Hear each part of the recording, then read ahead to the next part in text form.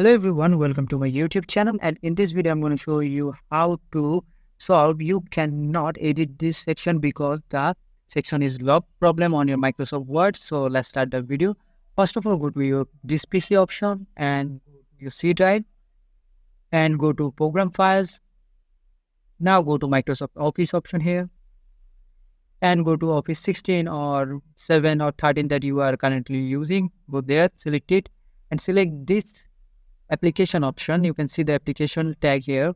Then right click it here and select run as administrator. Click it here and select yes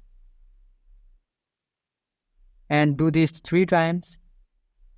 Again right click it here and select run as administrator, and after that open that file and your problem will be solved. So this is the video and I hope this is a helpful video for you, and I will see you guys in the next one.